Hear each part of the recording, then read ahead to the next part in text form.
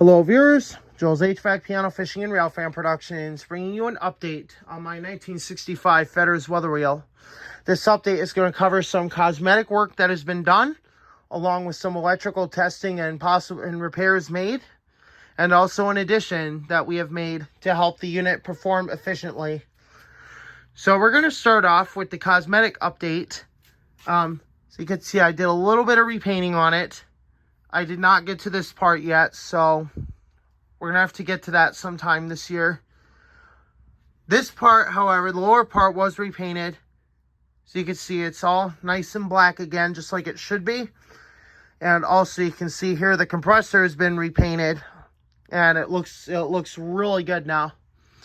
Also, we got a temporary, I don't know if I showed you in the other video, but we got the temporary fan set up for right now, because the fan motor, we're still waiting to get that fixed. Still waiting to hear from somebody that could do it. Anyway, cosmetic update, that pretty much covers it. So now our main electrical update, we had some wiring issues we had to fix. There were a couple wires mixed up, so I had to go and fix them because we had our high cool and low fan wires mixed up. So when I go to put it on low fan, and of course I just keep these fans running, that just shuts the compressor off. I noticed that the compressor did kick on when it was set for low fan, so I had to go and rewire it in order to solve the problem. So then when I fixed it, the compressor kicked on the cooling settings, but on the fan settings, the compressor did not come on, which is how it should work. Also, we did do some line checks here.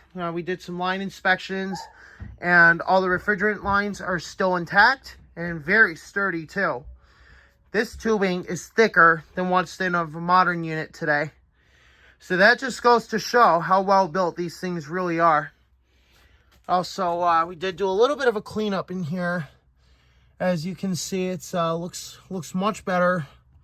We still got a little bit left we got to do. A little bit of rust to take care of down here, but we'll sand that down eventually when we pull this part back out for further cleaning. So we'll sand that down when we get a chance to do it.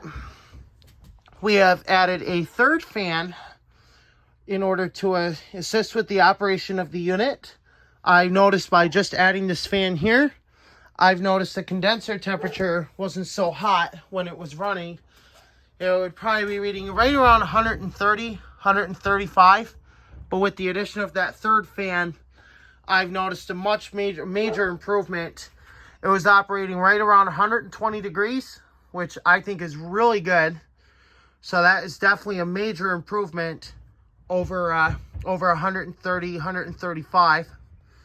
Also, I did clean out the condenser, so I'm not sure if you can see in there, but the condenser is cleaned out. So you can actually see the other fan in there. So that just shows like the coil was cleaned out. I just used regular coil cleaner. I did a really good job.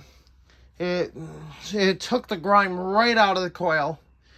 And this thing runs really well now. Also, for the electrical testing update, I have done some ohms testing on the compressor once again, because I try to do ohms testing at least once a year, because I like to make sure that everything's working properly. And I also check the compressor. We also check everything else to make sure that there's no major problems, that there's no short circuits or anything like that, and also that there are no open lines or shorts to ground. So we definitely want to make sure that our units are working properly before we use them. So yeah, the capacitor here was tested. This one is still good at 24.8 UF, and this is a 25 microfarad capacitor. The fan motor capacitor, we did find out that was bad when it was tested. So that was kind of unfortunate to say. But the capacitor reading was 3.6 microfarads lower than what it should have been. That was a 4 microfarad capacitor. So that fan motor capacitor had definitely gone bad. So in the next repair video on this, we'll show you how to replace the capacitor, and then eventually we will get a new fan motor or at least a temporary one, until we can get that rewound. So it'll probably be a while before I hear back from somebody that can do it.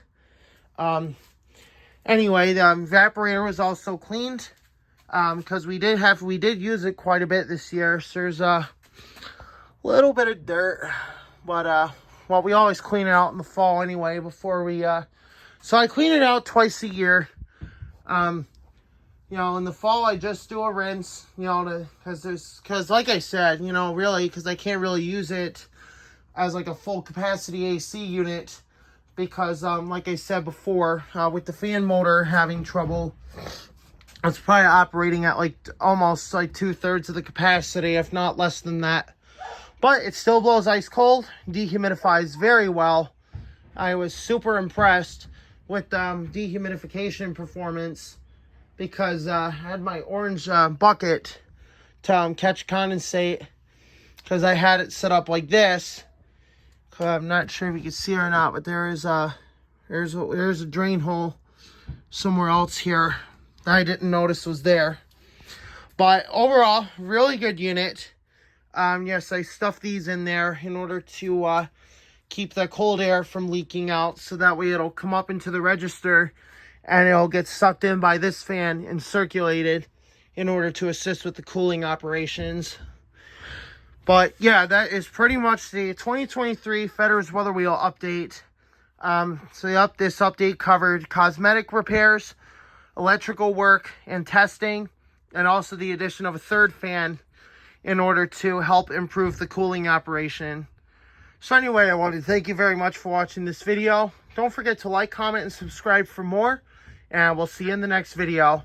This video is brought to you by Joe's HVAC, Piano Fishing, and Rail Fan Productions.